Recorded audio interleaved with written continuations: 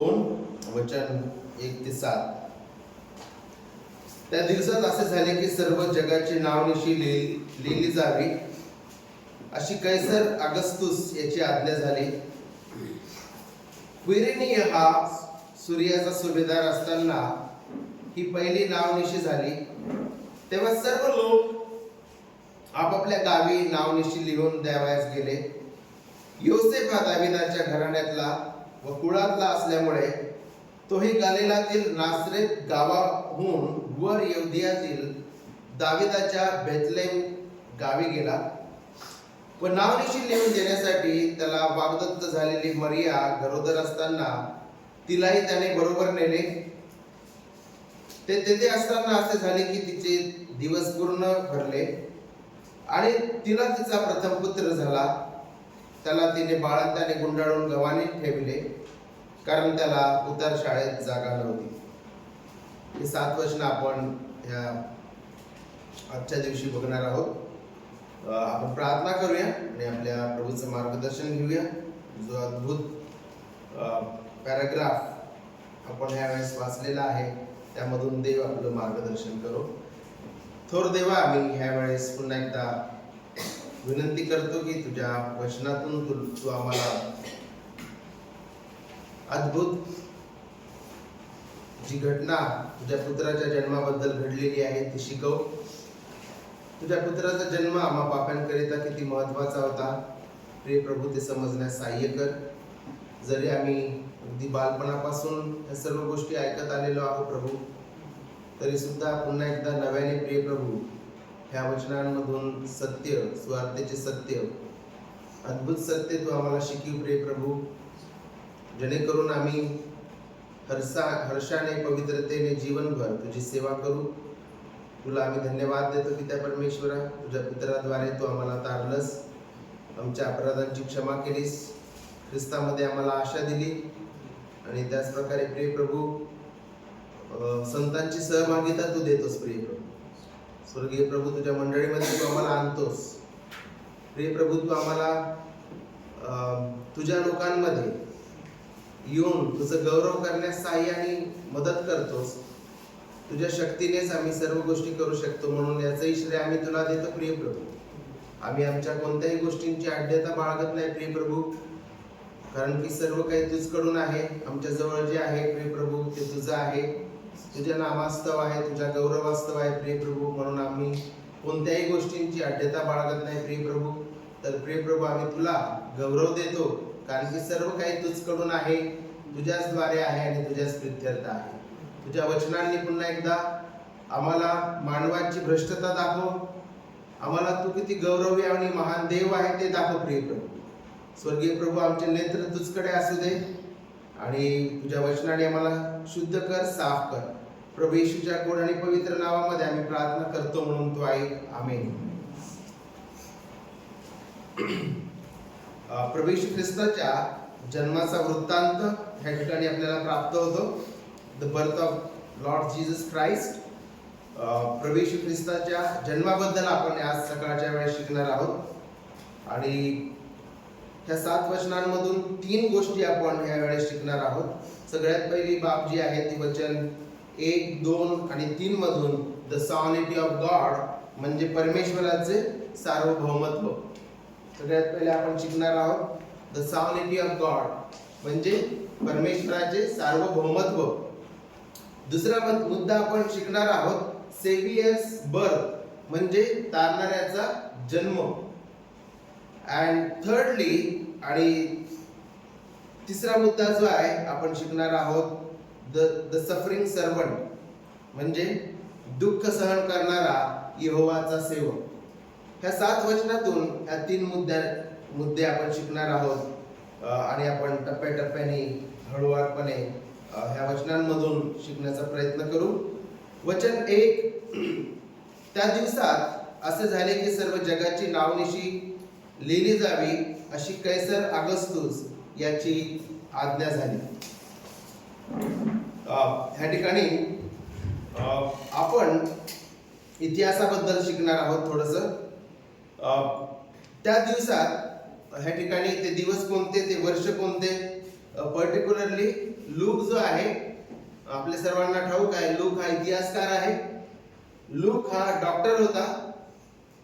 Look was doctor and he was historian. आणि look जो आहे त्यांनी हे जे पुस्तक आहे, शुभवर्तमान आहे, ते कशा रीतीने लिहिलं. जर आपण अध्याय 1 आणि वचन 1 आणि वचन 2 जर आपण वाचलं तर आपल्याला कळेल की लुकाने हे पुस्तक कशा रीतीने लिहिलेलं आहे. पुन्हा एकदा आपण त्या वचनांकडे जाऊया. ज्या गोष्टी संबंधाने आपल्यामध्ये पूर्ण खात्री झाली, त्या गोष्टी आरंभापासून प्रत्यक्ष पाहणारे लोक व वचनाचे सेवक यांनी आम्हाला सांगून ठेवलेला वृत्तांत लिहून काढण्याचे काम पुष्कळांनी हाती घेतले आहे. यास्तव थियोफिल महाराज, मलाही वाटले की सर्व गोष्टींचा मुळापासून नीट शोध केल्यामुळे मी त्या आपल्याला अनुक्रमाने लिहाव्या. आणि या ठिकाणी आपण पाहतो की लुकाने नीट शोध केला. जे आय विटनेसेस होते, ज्यांनी प्रभू येशू ख्रिस्ताला बघितलं, प्रभू येशू ख्रिस्ताचं जीवन बघितलं, प्रभू येशू ख्रिस्त वधस्तंभी केला, त्याचे ते आय विटनेसेस होते, प्रत्यक्ष पाहणारे होते. आणि प्रभू येशू ख्रिस्ताच्या पुनरुत्थानाचे ते जे आहे आय विटनेसेस होते. अशा लोकांकडून लूकनी माहिती मिळवली. प्रेषितांकडून प्रभू येशू ख्रिस्ताच्या जीवनाबद्दल लूक जो वैद्य होता आणि इतिहासकार होता, त्यांनी ती माहिती प्राप्त केली. आणि तो म्हणतो की नीट शोध करून हे पुस्तक त्याने लिहिलेलं आहे. आणि मग या ठिकाणी तो पहा, आता आपल्याला तपशील देत आहे. नीट शोध करून त्याने हे पुस्तक लिहिलेलं आहे म्हणून आता तो कैसर अगस्टस बद्दल लिहित आहे ना वचन 1 मध्ये. त्याच्यानंतर तो क्विरिनिय हा जो सूर्याचा सुभेदार आहे त्याच्याबद्दल तो लिहित आहे. आणि या ठिकाणी सर्वात पहिली बाब जी आहे, आपण परमेश्वर हा सार्वभौम देव आहे याच्याबद्दल आपण शिकणार आहोत. God is sovereign God. ते शिकण्याआधी थोडं ह्या शास्त्र भागाचा जो इतिहास आहे त्याच्याकडे आपण बघूया की हा कैसर अगस्टस कोण होता. ज्या प्रकारे आपल्या भारतामध्ये आहे ना, बरेचसे राजे महाराजे होऊन गेले आणि त्यांची कुळ वंश, त्यांचं राज्य याची माहिती आपल्या इतिहासाच्या पुस्तकामध्ये दिल्या जाते. पण आता या ठिकाणी आपण एका भारताच्या बाहेरच्या संस्कृतीबद्दल शिकत आहोत. आणि म्हणून हा कैसर अगस्टस कोण होता याबद्दल आपण शिकूया. त्याचं ओरिजिनल नाव जो आहे, ओरिजिनल नाव कैसर अगस्टसचं ऑक्टेवियन, त्याचं नाव ऑक्टेवियन होतं. आणि जुलियस सीझर किंवा जुलियस, इंग्लिशमध्ये जुलियस सीझर म्हणतात त्याला. तर जुलियस सीझर जो आहे त्याचा तो नेफ्यू होता, म्हणजे भतीजा आहे ना, पुतण्या. आणि जुलियस सीझर मेल्यानंतर 3 जण राज्य करू लागले आणि त्या पद्धतीला ट्रायमवायरेट म्हणतात. ट्रायमवायरेट म्हणजे ज्यावेळेस 3 राजे किंवा 3 अधिकारी एकदाच काय करतात, राज्य करतात. तर ऑक्टेवियन जो आहे तो लेपिडस आणि मार्क अँटोनी यांच्यासोबत तो काय करत होता, राज्य करत होता. कालांतराने मार्क अँटोनी आणि ऑक्टेवियन जो आहे त्यांच्यामध्ये काय झालं, संघर्ष झाला. आणि ऑक्टेवियनचं राज्य गेलं, त्याचं पद गेलं. ख्रिस्तपूर्व 31 मध्ये ऑक्टेवियन पराजित झाला. सॉरी, ख्रिस्तपूर्व 31 मध्ये मार्क अँटोनी पराजित झाला. आणि ऑक्टेवियन जो आहे, ऑक्टेवियन हा एकमात्र राजा म्हणून त्या ठिकाणी नियुक्त त्याला करण्यात आले. आणि ख्रिस्तपूर्व 27 मध्ये ॲज ऑनर्ड, म्हणजे त्याला सन्मान देण्यासाठी त्याचं नाव सेबाटॉस ठेवण्यात आलं. आणि त्याचाच अर्थ आहे ऑगस्टस. ग्रीक मध्ये सेबास्टॉस आणि लॅटिन मध्ये ऑगस्टस. आणि आज आपण ह्या ठिकाणी त्याच्याबद्दल वाचत आहोत, कैसर ऑगस्टस. त्याचं ओरिजिनल नाव ऑक्टेवियन होतं आणि त्याच्या सन्मानासाठी त्याचं नाव ग्रीक मध्ये सेबास्टॉस ठेवण्यात आलं आणि लॅटिन मध्ये ऑगस्टस. आणि आपल्या मराठीमध्ये जे आहे त्या ठिकाणी कैसर ऑगस्टस अशा प्रकारे त्याचे नाव जे आहे दिलेले आहे आपल्या मराठी भाषेमध्ये. तर या ठिकाणी आपण काय बघत आहे की मागच्या अध्यायामध्ये आपण बघितलेलं आहे की गॅब्रिएल येऊन बाप्तिस्मा करणाऱ्या योहानाच्या जन्माबद्दल जो आहे त्या ठिकाणी तो भविष्यवाणी देत आहे. आणि आता मागच्या अध्यायामध्ये आपण हे पण शिकलो की बाप्तिस्मा करणाऱ्या योहानाचा जन्म झाला होता आहे ना, आणि त्यामुळं जखर्या आता गीत गात आहे प्रभूला. आणि त्यानंतर आपण हे सुद्धा शिकलो की गॅब्रिएल आणि मरियेला येऊन त्या ठिकाणी भविष्यवाणी दिली की तुला एक पुत्र होईल. आणि आता आपण ती भविष्यवाणी पूर्ण होताना बघत आहे. या ठिकाणी आपण पाहत आहे की आता मरिया एका पुत्राला जन्म देत आहे. पण या गोष्टींमध्ये आपल्याला एक विशेष म्हणजे काय शिकायला भेटतं की सॉव्हर्निटी ऑफ गॉड म्हणजे देव सार्वभौम आहे. हे कसं आपण शिकणार आहोत? तर यासाठी जे पास्टर आहेत त्यांनी एक गोष्ट शिकवली. तुम्ही ज्यावेळेस लहान असता त्यावेळेस तुम्ही मुंग्या किंवा मुंगळे जे आहेत तुमच्या घरामध्ये ऍंड्स यांच्यासोबत खेळले असाल.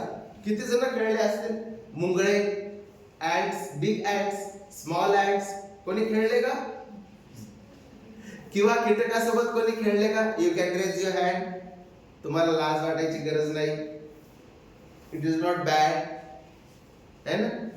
येस, आधीच्या काळामध्ये जे आहे आम्ही खेळलेलो आहे. फरशीवर आम्ही झोपत असे आणि आम्हाला मुंगी किंवा मुंगळा असं दिसला की त्याच्या मार्गामध्ये काहीतरी टाकायचं, त्याला जिथे वाटलं तिथं काय करायचं, सरकवायचं आहे ना.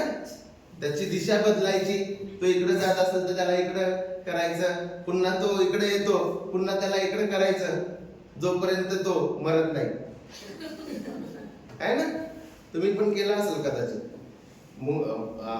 कदाचित मुंगी सोबत नाही, मुंगळ्यासोबत नाही, तर कोणत्या दुसऱ्या प्राण्यासोबत तुम्ही तसं केलं असावं.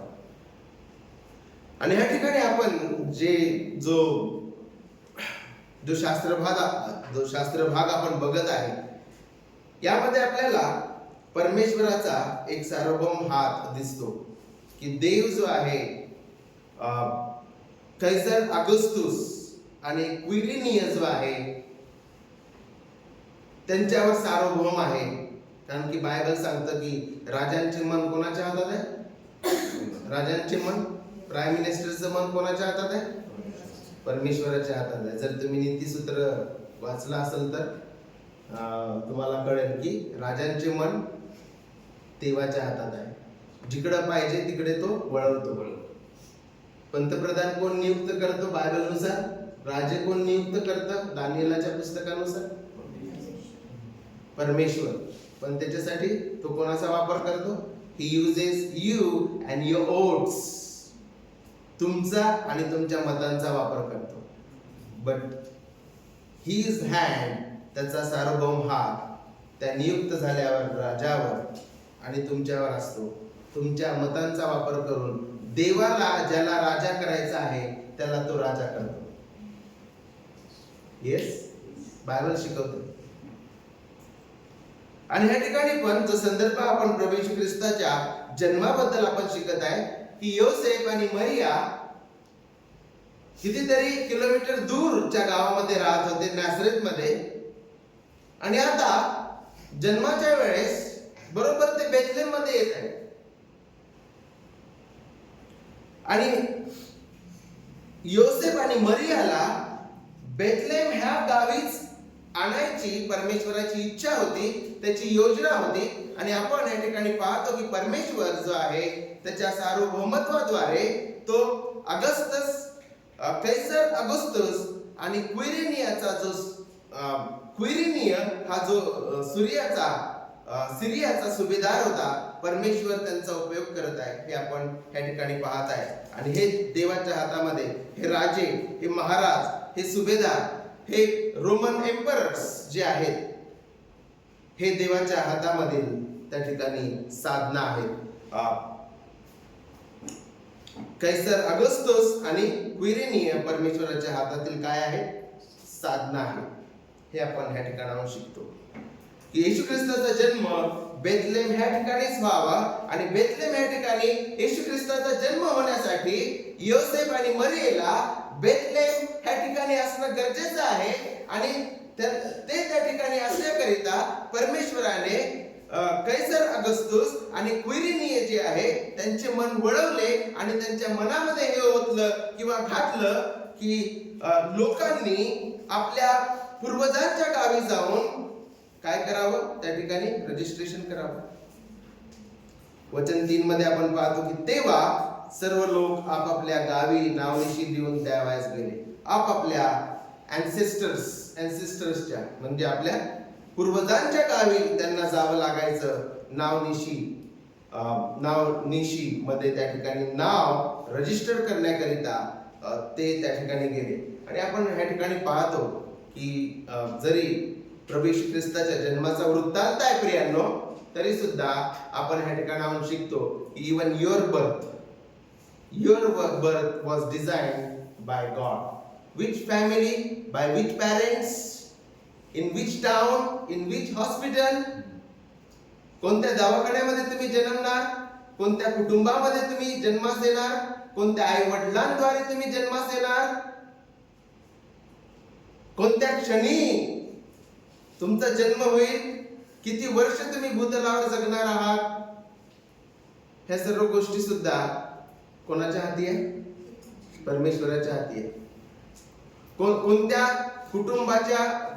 कुटुंबामध्ये तुम्ही जन्मास येणार आहे, कोणतं आडनाव तुम्हाला प्राप्त होणार आहे, कोणत्या नावाने तुम्ही जगणार आहे, हे सर्व प्रभूला ठाऊक आहे आणि त्यांनी नियुक्त केलेलं आहे. नॉट ओनली दॅट, पण तुम्ही कोणत्या घरामध्ये राहणार आहे, in which house you would stay and which gully number you would stay, even that is determined by God. कोणत्या घरामध्ये, भाड्याच्या घरात, स्वतःच्या घरात, कोणत्या गल्लीमध्ये तुम्ही राहणार आहे, हे सुद्धा देवाने नियुक्त केलेलं आहे. येस, कशासाठी? To proclaim as a Christian, to show Christ to that area. त्या पर्टिक्युलर त्या प्रांतामध्ये, त्या गल्लीमध्ये, त्या घरामध्ये, त्या घराच्या आजूबाजूला राहणाऱ्या लोकांना ख्रिस्ताचं गौरव आणि त्याचं सामर्थ्य दाखवण्यासाठी देवाने तुम्हाला त्या घरात आणि त्या गल्लीमध्ये ठेवलेलं आहे. Not only that, but to seek him. फक्त तुम्हाला त्या ठिकाणी देव कोण आहे, जिवंत देव, आणि प्रभू येशू ख्रिस्त कोण आहे, फक्त तेच सांगायला तिथे ठेवलं नाही, तर तुम्ही स्वतः देवाचा शोध करावा म्हणून तुम्हाला एका विशिष्ट जागेमध्ये ठेवलेलं आहे. जर तुम्ही प्रेषितांची कृत्य अध्याय 17 उघडला तर तुम्हाला कळेल की तुम्हाला का बरं त्या पर्टिक्युलर रिजन मध्ये, त्या भौगोलिक स्थानामध्ये, त्या शहरामध्ये, त्या घरामध्ये, त्या गल्लीमध्ये, त्या राष्ट्रामध्ये ठेवलेलं आहे. हे आपल्याला प्रेषितांची कृत्य अध्याय 17 शिकवतो. Can you please open acts chapter 17, प्रेषितांची कृत्य अध्याय 17. आणि त्या ठिकाणी पॉल जो आहे भाषण देत असताना तो आपल्याला हे सत्य शिकवतो की आपल्याला का बरं पर्टिक्युलर एरियामध्ये, पर्टिक्युलर गल्लीमध्ये, पर्टिक्युलर आहे ना अपार्टमेंटमध्ये ठेवलेलं आहे. आपण येस, वचन 26-27 कोणी वाचल का कृपया करून? आणि त्याने एकापासून माणसांची सर्व राष्ट्रे निर्माण करून त्यांनी पृथ्वीच्या संपूर्ण पाठीवर राहावे असे केले आहे. आणि त्यांचे नेमलेले समय व त्यांच्या वस्तीच्या सीमा त्यांनी ठरवल्या आहेत. ओके, इथे आपण थांबू. त्याने एका माणसाद्वारे राष्ट्र निर्माण केले आहे ना, आदामाद्वारे एकापासून माणसांचे सर्व राष्ट्र निर्माण करून त्यांनी पृथ्वीच्या सबंध पाठीवर राहावे असे केलेले आहे ना. आपण भारतामध्ये आहे. It is not accident. हे काय अपघात नाही. अप्पर मध्ये बिबवेवाडी, कात्रज, हडपसर, गोकुळनगर, वानवाडी, हे आपण अपघात रूपाने नाही. इथे काय सांगितलेलं आहे स्पष्ट रीतीने? सर्व राष्ट्र निर्माण करून त्यांनी पृथ्वीच्या सबंध पाठीवर राहावे असे केले आहे. आणि त्याचे नेमलेले समय व त्याच्या वस्तींच्या सीमा त्याने ठरविल्या आहेत. वचन 27 सांगतं, का बरं त्याने आपल्याला एका विशिष्ट जागेमध्ये ठेवलेलं आहे? अशासाठी की त्यांनी देवाचा शोध करावा, म्हणजे चाचपडत त्याला कसे तरी प्राप्त करून घ्यावे. तो आपल्यापैकी कोणापासून दूर नाही, कारण आपण त्याच्या ठाई जगतो, वागतो आणि आहोत. ह्या ठिकाणी शिकवलेलं आहे. Why God has placed us in a particular area? So that we might seek Him. का बरं? इथे स्पष्ट रीतीने सांगितलेलं आहे की आपण देवाचा शोध करावा ह्या भूतलावर, त्या पर्टिक्युलर कुटुंबामध्ये, त्या पर्टिक्युलर घरामध्ये, त्या पर्टिक्युलर एरियामध्ये राहून देवाचा शोध करावा आणि आपण देवाची साक्ष इतरांना सांगावी. यासाठी देवाने आपल्याला उद्योग, धंदे, आई वडील, कुटुंब, घराणे, एरिया हे दिलेले आहे की आपण देवाचा शोध करावा आणि ह्या देवाचं गौरव आणि सामर्थ्य इतरांना सांगावं. त्या ठिकाणी आपण पाहतो प्रियांनो की प्रभू येशू ख्रिस्ताचा जन्म झाला, त्यामध्ये सुद्धा आपल्याला सॉनिटी ऑफ गॉड म्हणजे परमेश्वर हा सार्वभौम आहे हे आपल्याला दिसत आहे. हा पहिला मुद्दा जो आहे आपण ह्या ठिकाणाहून शिकलेलो आहे की क्विरिनिय आणि कैसर अगस्टस जे आहे हे काय आहे? देवाच्या हातामधील साधना आहे. हे सुद्धा अत्यंत महत्वाचं सत्य आपण शिकलेलो आहे. सर्व अधिकारी जे आहेत ते देवाच्या हातातील साधना आहेत आणि परमेश्वर जो आहे त्यांचे मन वळवतो. तो न्यायी अत्यंत सुज्ञ आणि शक्तिशाली प्रभू आहे. त्यांनी नेमलेल्या गोष्टी तो पूर्णत्वास नेतो. हे आपण या ठिकाणी शिकत आहे प्रियांनो. तो रोज सकाळी उठून टाइम टेबल बनवत नाही. अरे आज ये करेंगे, आज वो करेंगे, इसको उधर भेजेंगे, अरे नहीं गड़बड़ हो रहा, नहीं इधर इसको डाल देंगे, उधर इसको डाल देंगे, नहीं ये आज मेथी की भाजी बनानी है, नहीं मेथी नहीं, गोभी. He is not such kind of confused God. जगाच्या उत्पत्तीपूर्वीच कुठे काय व्हावं हे त्यांनी नेमलेलं आहे आणि बेथलेम मध्ये येशू ख्रिस्ताचा जन्म होणार आहे हे त्याने आधीच नेमलेलं होतं आणि त्याचा जन्म त्या ठिकाणी होण्यासाठी मरियेला त्या ठिकाणी असणं गरजेचं आहे आणि मरिया आणि जोसेफ त्या ठिकाणी येण्यासाठी आपण पाहता की परमेश्वराने कोणाचे मन वळवले? कैसर अगस्तुस आणि क्विरिनियस जो सुभेदार आहे त्याचे मन या ठिकाणी वळवलेलं आहे. आपण या ठिकाणी शिकतो. पुढचा जो मुद्दा आहे प्रियांनो तो आहे द सेव्हियर्स बर्थ. वचन 3 पासून पुढे, तेव्हा सर्व लोक आपापल्या गावी नावनिशी लिहून द्यावयास गेले. योसेफ हा दाविदाच्या घराण्यातला व कुळातला असल्यामुळे तोही गालिलातील नासरेत गावाहून वर यहूद्यातील दाविदाच्या बेथलेम गावी गेला. तर ह्या ठिकाणी आपण पार्श्वभूमी बघितलेली आहे की देव कशा रीतीने त्याचे संकल्प, त्याच्या योजना, त्याचे सार्वभौम, त्याचे हेतू कशा रीतीने पूर्ण करत आहे. एकीकडे राजाचं मन त्याने वळवलं ह्या दोन्ही राजांना. हे दोन्ही राजे देवाच्या हातामधील साधना आहेत आणि आता आपल्याला त्या ठिकाणी शिकवले जात आहे वचन 4 मध्ये की योसेफ हा दाविदाच्या घराण्यातला व कुळातला असल्यामुळे तोही गालिलातील नासरेत गावाहून वर यहूदियातील दाविदाच्या बेथलेम गावी गेला. आपल्या सर्वांना ठाऊक आहे मत्तई अध्याय 1 मध्ये आपल्याला त्या ठिकाणी शिकवलेलं आहे की कुमारी मरिया जी आहे ती गर्भवती होण्याआधीच त्या ठिकाणी योसेफ नावाच्या ह्या माणसासोबत, ह्या तरुणासोबत तिचं एंगेजमेंट झालेलं होतं. शी वॉज एंगेज विथ जोसेफ. वाग्दत्त झालेली होती, ज्याला आपल्या समाजामध्ये वेगवेगळ्या प्रकारची नावं आहेत. मागणी हा शब्द आपण सर्वसाधारण रीतीने आपण उपयोगामध्ये आणतो. तर त्यांची मागणी झालेली होती. दे वर नॉट येट मॅरिड. आता ते प्रवास करत आहे तरी सुद्धा त्यांचा विवाह झालेला नाही, कारण की त्या ठिकाणी आपल्या सर्वांना चांगल्या प्रकारे ठाऊक आहे की ज्या वेळेस योसेफाला कळालं की मरिया जी आहे ती गर्भवती आहे, काय झालं? तिला सोडण्याचा विचार त्याच्या मनामध्ये आला आणि गॅब्रिएल जो आहे, गॅब्रिएल त्याला स्वप्नामध्ये येऊन त्या ठिकाणी संदेश देतो आणि त्यामुळं तो तसं कृत्य करण्याचं टाळतो. आणि आता त्याची होणारी पत्नी जी आहे, योसेफाला ठाऊक होतं, गॅब्रिएल देवदूताने योसेफाला त्या ठिकाणी स्पष्ट रीतीने शिकवलेला आहे, स्पष्ट रीतीने संदेश दिलेला आहे मत्ते 1 मध्ये, आणि त्यामुळे तो तिला टाकत नाही. तर आता तो योसेफ जो आहे तो तिची काळजी घेत आहे. हे आपल्याला या लूक शुभवर्तमानामध्ये शिकावयास मिळतं. तरी सुद्धा आपण पुन्हा एकदा जो संदेश गॅब्रिएलने योसेफाला दिलेला आहे तो आपण ह्या वेळेस वाचूया.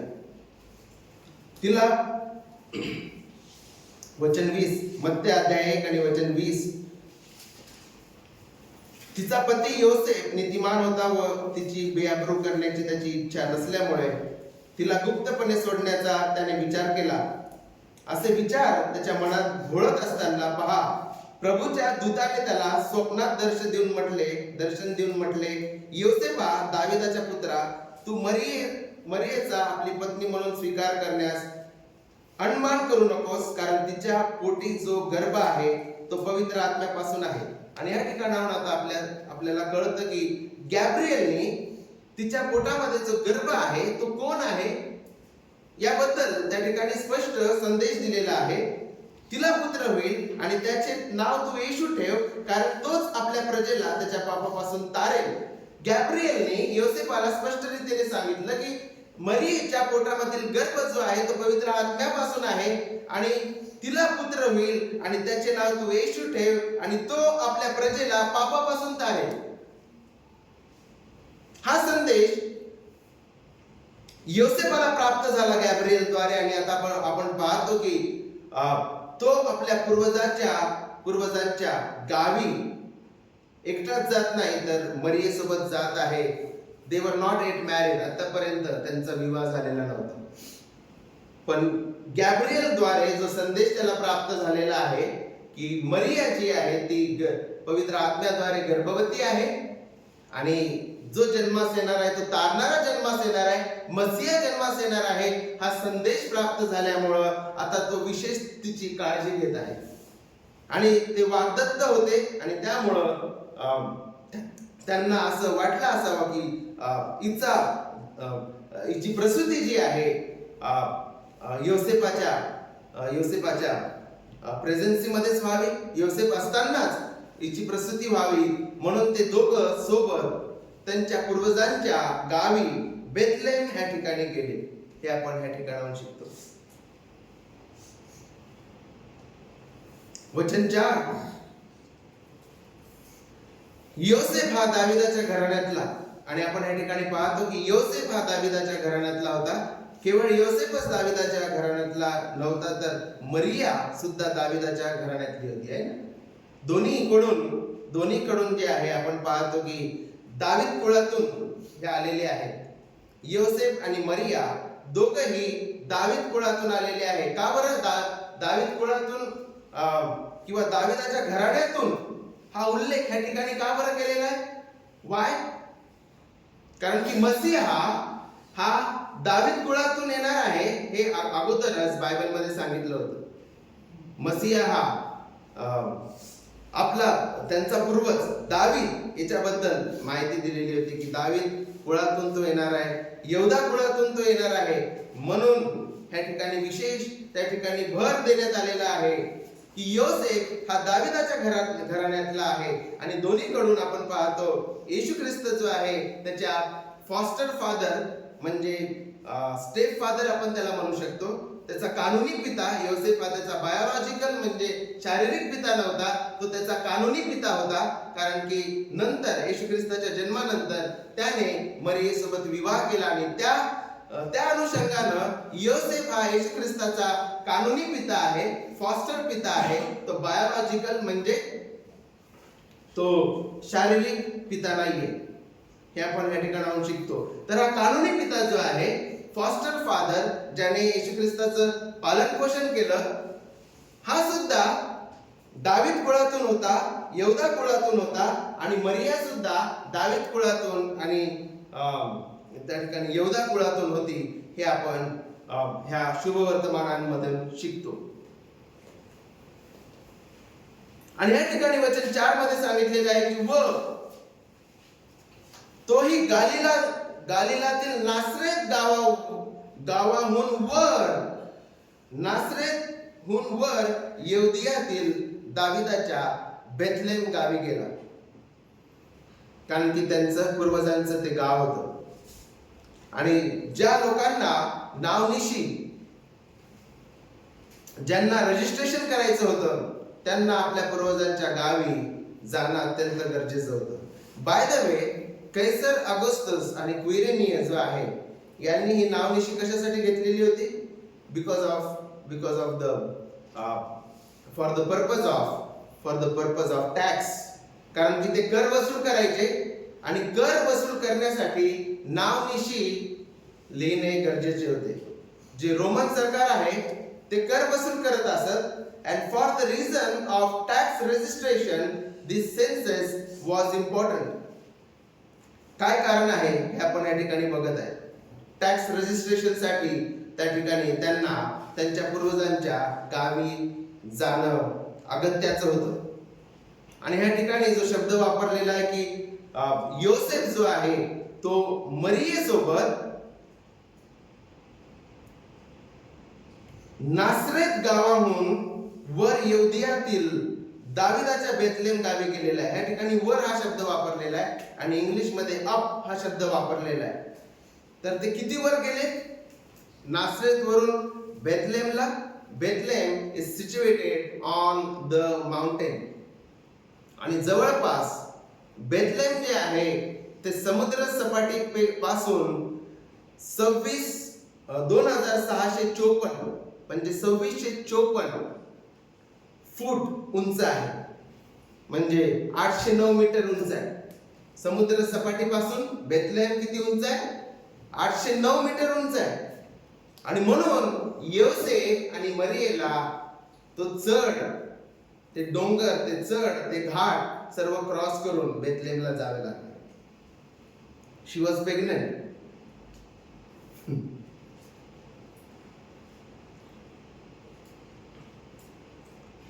आणि या ठिकाणी आपण पाहतो वचन 5 मध्ये व नावनिशी लिहून देण्यासाठी त्यांना वाग्दत्त झालेली मरिया गरोदर असताना तिलाही त्याने बरोबर नेले. 4 आणि 5 मध्ये आपल्याला ह्या सर्व गोष्टी शिकाव्यास मिळतात.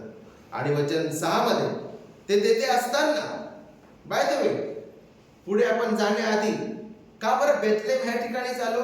एक कारण आपल्याला बायबलमध्ये स्पष्ट रीतीने शिकाव्यास भेटलेलं आहे की नावनिशी लिहून देण्याकरिता ते त्या ठिकाणी आलेले आहे. आणि नावनिशी कशासाठी होती? टॅक्स रजिस्ट्रेशन साठी होती. पण बेथलेम ह्या ठिकाणीच मसीहाचा जन्म व्हावा, तारणाऱ्याचा जन्म व्हावा, हे का बरं गरजेचं आहे? कारण की याबद्दल भविष्यवाणी होती. मिका अध्याय 5 आणि 2 मध्ये सांगितलं होतं की प्रभू येशू ख्रिस्ताचा जन्म हा बेथलेम ह्या ठिकाणी होणार आहे. आणि त्यामुळं योसेफ आणि मरियेला तिथं असणं अगत्याचं होतं, ती भविष्यवाणी पूर्ण होण्यासाठी. काय आपण ते वचन वाचू शकतो का? मिका अध्याय 5 आणि वचन 2.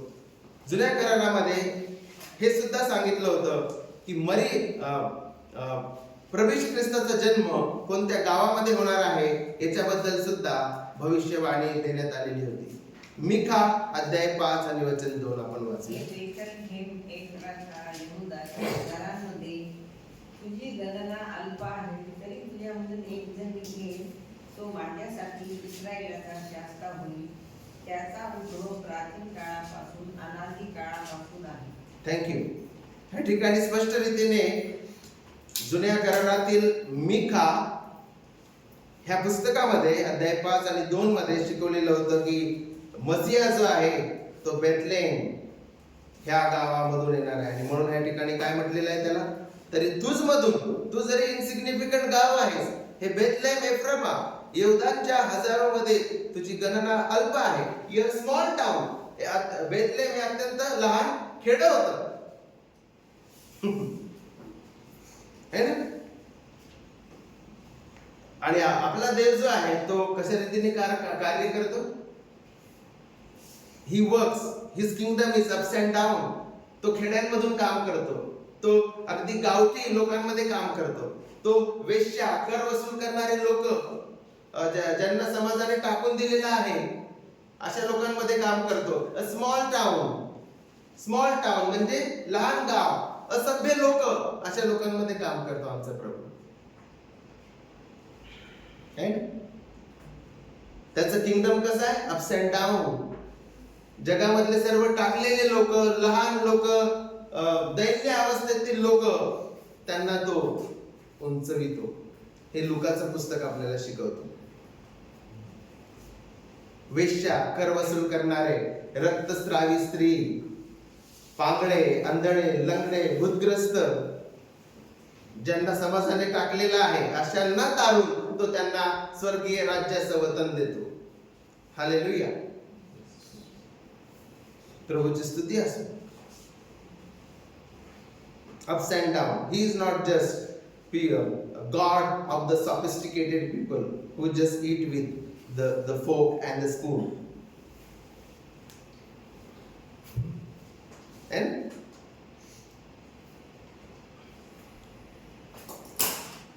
तो सर्वांचा देव आहे, श्रीमंतांचा, गरिबांचा. आणि या ठिकाणी आपण पाहत आहे की अल्प, तुझी गणना अल्प आहे. Small village and small town God chose to bring his son in this world. अत्यंत जे आहे आपण म्हणू शकतो की लहान आणि इनसिग्निफिकंट, अत्यंत कमी महत्व असलेल्या गावाची निवड जी आहे परमेश्वराने केलेली आहे मसीहाला ह्या जगामध्ये आणण्यासाठी. तरी तुझ मधून एक जण निघेल, तो मजसाठी इस्रायलाचा शास्ता होईल. त्याचा उद्भव प्राचीन काळापासून, अनादी काळापासून आहे. He is everlasting. काय सांगितलेलं आहे? की तो सार्वकालिक आहे. येशू हा सार्वकालिक आहे. ख्रिस्त हा सार्वकालिक आहे. जगाच्या उत्पत्तीपासून, जगाच्या उत्पत्तीपूर्वीचा तो आहे. इथे शिकवलेला आहे मिका 5 आणि 2 मध्ये. तरी तो म्हणत आहे, ह्या ठिकाणी देव म्हणत आहे की बेथलेहेम एफ्रेमामधून तो येईल आणि तो मजसाठी इस्रायलाचा शास्ता म्हणजे तारणारा होईल.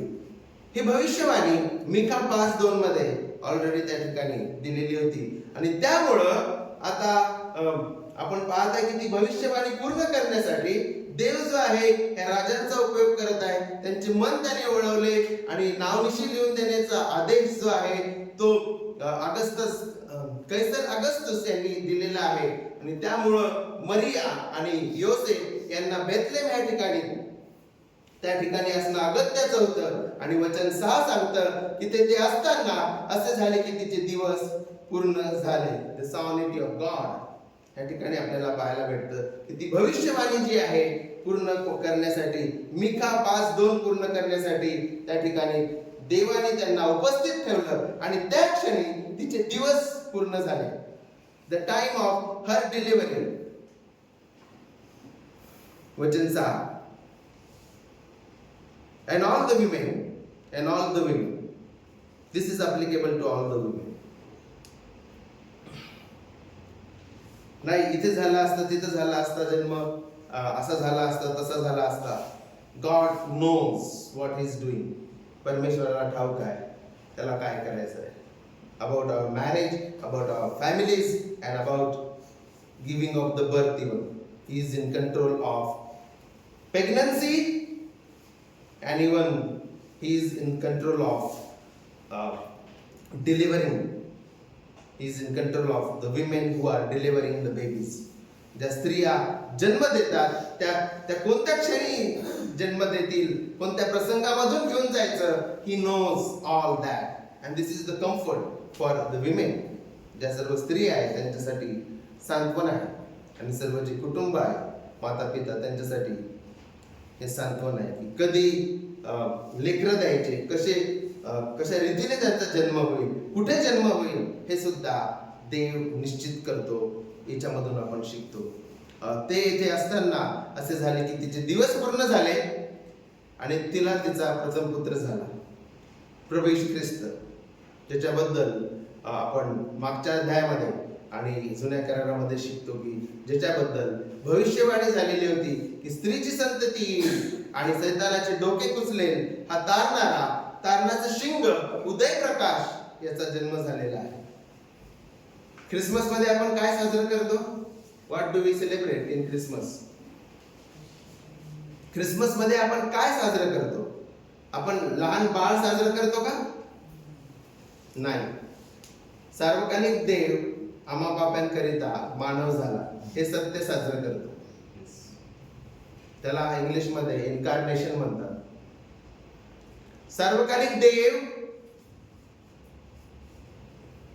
किंवा प्रभू येशू ख्रिस्त जो त्रैक्य परमेश्वरातील दुसरा व्यक्ती आहे, तो आपलं देवत्व न गमावता आमच्यासाठी मानव झाला, जेणेकरून एक दिवशी तो वधस्तंभावर त्या ठिकाणी जाईल आणि त्याच्या वधस्तंभावरील मरणाद्वारे, त्याच्या 33.5 वर्षाच्या भूतलावरील जीवनाद्वारे आणि त्याच्या पुनरुत्थानाद्वारे आम्हाला विसावा मिळेल, सार्वकालिक आशा मिळेल, सार्वकालिक वतन मिळेल. यासाठी हा तारणारा ह्या जगामध्ये आलेला आहे. ख्रिसमस मध्ये आम्ही नुसतं येशू ख्रिस्ताला एक बाळ म्हणून साजरा नाही करत. Small little quite nice baby, cute baby, आम्ही तसं साजरं नाही करत. नाही तर आपल्यामध्ये आणि ख्रिसमस मध्ये आणि जन्माष्टमी मध्ये काहीच फरक राहणार नाही. ते लोक काहीतरी असं बनवतात आणि झोका हलवतात आहे ना. We don't see Jesus as baby now. आता आपण येशू ख्रिस्ताला एक बाळ म्हणून बघत नाही आहे ना, कारण की तो आला, 33.5 वर्ष जगला, वधस्तंभावर गेला, पुरल्या गेला, पुनरुत्थित झाला, स्वर्गरोहित झाला, स्वर्गामध्ये पित्याच्या उजवीकडे बसलेला आहे, सर्व काही त्याच्या पायाखाली आहे, सर्व गोष्टी त्याच्या हातात आहे, तो राज्य करत आहे आणि तो पुन्हा येणार आहे, अशा रीतीने आपण पाहतो. By the way, the babe in the manger was eternal God. त्या गवानीमध्ये बाळाला त्याने गुंडाळून गवानीत ठेवलेलं ते बाळ तारणारा होता आणि सार्वकालिक देव होता. हे आपल्याला समजणं अत्यंत गरजेचं आहे. He was not a helpless बेब. असहाय्य बाळ नव्हतं ते, but he was eternal God and sovereign king. बाळाला त्याने गुंडाळून गवानीत ठेवलेलं ते बाळ सनातन देव आणि सार्वभौम तारणारा होता.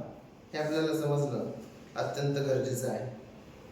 आणि त्या ठिकाणी आपल्याला शिकावयास मिळतं की सर्व जगाची नावनिशी लिहिली जावी अशी कैसर ऑगस्टस यांनी आज्ञा केलेली होती. म्हणून सर्व लोक जे आहेत आपापल्या गावी जात होते आणि कदाचित मरिया आणि योसेफ हे उशिरा पोहोचले असतील, कारण की सर्वजण जे आहेत ते झटपट पोहोचले असतील. मरिया ही गर्भवती होती म्हणून ते थोडे हळू गेले असतील. त्यामुळे तिथलचे जे लॉजेस आहेत, राहण्याचे ठिकाणं आहेत, ते भरले असतील म्हणून त्यांना जागा भेटली नाही. पण आपण काहीतरी वेगळंच शिकवतो. हो no no no, look at this. तारणाऱ्याला जागा त्यांनी दिली नाही, पहा. मरीला जागा दिली नाही, येसोपाला जागा दिली नाही. आपण त्याला एक काहीतरी इमोशनल जे आहे हे देतो, कव्हरिंग देतो. त्याला थोडं माहित, त्या इनकीपरला थोडं माहित होतं की हा जो लहान हा जो जन्मलेला आहे किंवा ह्या स्त्रीच्या पोटामध्ये जो गर्भ आहे तो तारणारा आणि मसीह आहे. त्यांनी असा विचार नाही केला, ओ हा ख्रिश्चन आहे, याला आपण जागा नाही देऊ. आपण त्याला काहीतरी एक इमोशनल करून टाकतो. They might have reached late there. त्या ठिकाणी ते उशिरा पोहोचले असावे आणि सर्व लॉजेस जे आहेत, राहण्याचे ठिकाणं जे आहेत, ते सर्व पॅक झाल्यामुळं त्यांना त्या ठिकाणी उतार शाळेमध्ये जागा भेटली नाही. हे आपल्याला समजणं गरजेचं आहे. त्याला आपण भावनिक रंग देतो. ओ तारणाऱ्याला जागा नाही दिली, ओ नो, नाही, इट इज नॉट सो. असं नाहीये. आणि मग त्या ठिकाणी अशा रीतीने सांगितलेलं आहे की तिने बाळाला त्याने गुंडाळून बाळानं त्याने जो शब्द त्या ठिकाणी वापरलेला आहे स्ट्रिप्स, क्लोथ स्ट्रिप्स, ते लांब असे बाळाला त्या ठिकाणी कव्हर करण्याचे जे आहेत ते स्ट्रिप्स असायचे कापडाचे, जे त्याच्याने ते गुंडाळायचे त्या बाळाला, जेणेकरून त्याला ऊब भेटावी, नवीन जन्मलेल्या बाळाला ऊब भेटावी आणि तो सुरक्षित राहावा म्हणून त्याला त्या स्ट्रिप्सनी जे आहे गुंडाळल्या जात असत. आणि त्या ठिकाणी त्याला गव्हाणीमध्ये ठेवलं. गव्हाणीमध्ये जे आहे गव्हाणी हा जो शब्द आहे याचा अभ्यास करत असताना बरेचसे जे अभ्यासक आहेत ते सांगतात ज्यावेळेस गव्हाणी हा शब्द येतो तर आपल्या डोक्यासमोर काय येतं? आपल्या भारतामध्ये प्राण्यांचा गोठा येतो, पण इस्रायलमध्ये तसं नाहीये.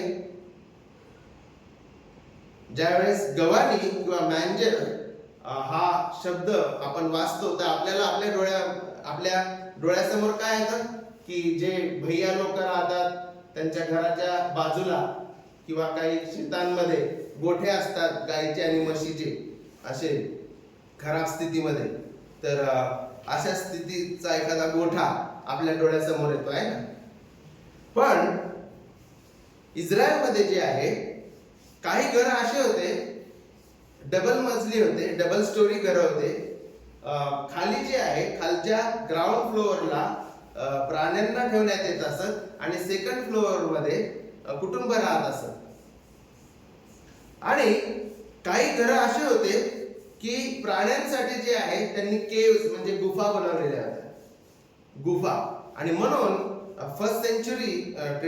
फर्स्ट सेंचुरीचं जे ट्रेडिशन आहे ते सांगतं की येशू ख्रिस्ताचा जन्म हा केव मध्ये म्हणजे गुफेमध्ये झाला, ज्याच्यामध्ये ते कुटुंब जे आहे आपल्या प्राण्यांना ठेवत असत जेणेकरून ते प्राणी सुरक्षित असावे म्हणून ते गुफेमध्ये प्राण्यांना ठेवत असत. आणि त्या गुफा ज्या आहेत त्या त्यांच्या घराच्या बाजूलाच असत. आणि अशा रीतीने जे लेखक किंवा अभ्यासक आहे त्या ग्रीक शब्दामधून जे आहे त्या गव्हाणीचं वर्णन करतात. पण गव्हाणी म्हटलं तर आपल्याला एखाद्या भैयाचा गोठा आठवतो आहे ना. गव्हाणी म्हटलं की सर्व तिथं गोबर पडलेला आहे, म्हशी बांधलेल्या आहेत. पण इस्रायलमध्ये जे आहे ते जे आहे केव राहायचे किंवा अशा रीतीने जिथं समोरचा भाग जो आहे त्याच्यामध्ये प्राण्यांना बांधण्यात येत असत आणि मागे कुटुंब राहत असत, किंवा खाली जे आहे प्राण्यांना बांधण्यात येत असत आणि सेकंड किंवा फर्स्ट स्टोरीवर जे आहे किंवा पहिल्या मजल्यावर जे आहे ते कुटुंब राहत असत. अशा प्रकारचं सेटिंग आपल्याला इस्रायलमध्ये पाहावयास मिळतं. तर आपला जो तिसरा मुद्दा आहे द सफरिंग सर्वंट, आणि प्रभू येशू ख्रिस्त जो वधस्तंभावर जाणार होता त्याचा मार्ग खडतर होता.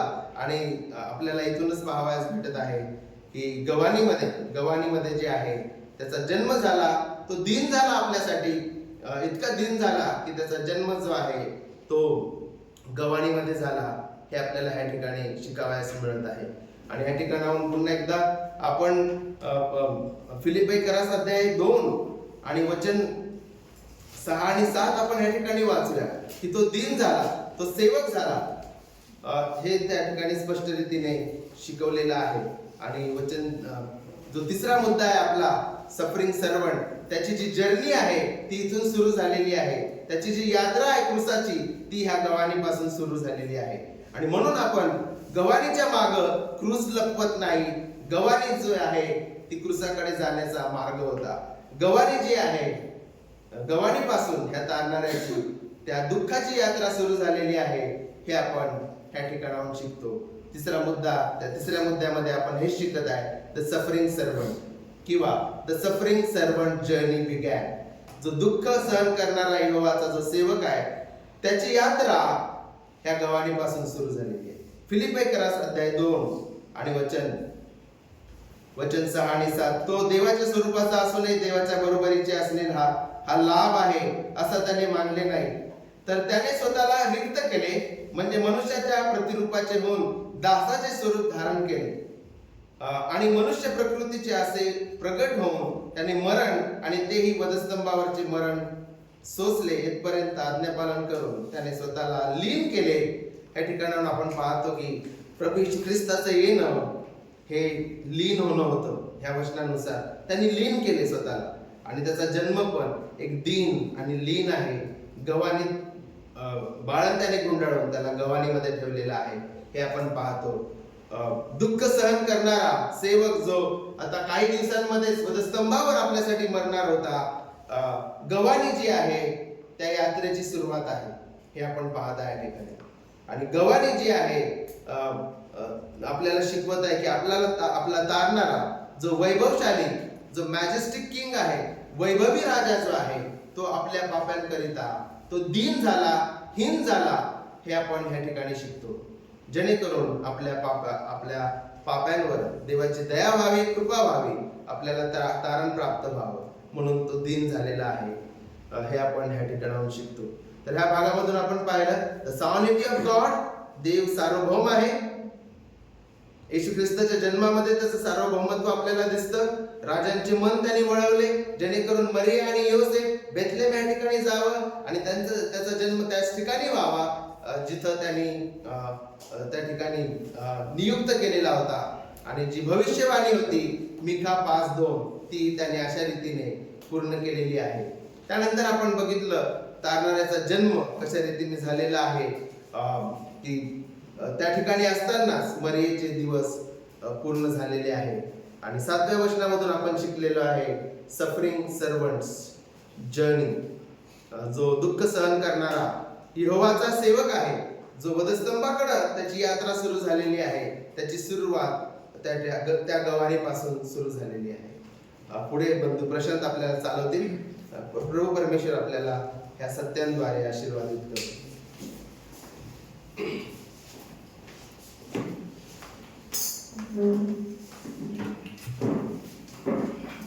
थँक्यू मंगेश, सुंदरशा बोधाकरता. परमेश्वराच्या नावाला धन्यवाद देऊया आपण की आपला प्रभू किती महान आहे आणि किती अद्भुत रीतीने त्यांनी त्याचे जे प्लॅन आहेत किंवा त्याच्या योजना त्या आपल्यासाठी पूर्ण केलेल्या आपण बघतो.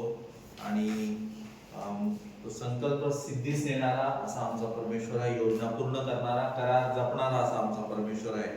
आणि 3 मुद्दे आपण बघितले की देवाचं सार्वभौमत्व, तारणाऱ्याचा जन्म कशा रीतीने झाला आणि दुःख सहन करणारा जो यहोवाचा सेवक, या 3 गोष्टी आपण बघितल्या. आणि परमेश्वराच्या नावाला आपण या सुंदरशा वचनासाठी धन्यवाद देऊया. पुढे जाऊया, आपण दानार्पण घेणार आहोत आणि आपण एक गीत गाऊया. यहोवा आहे सच्चा शरीर, येशू आहे सच्चा शरीर.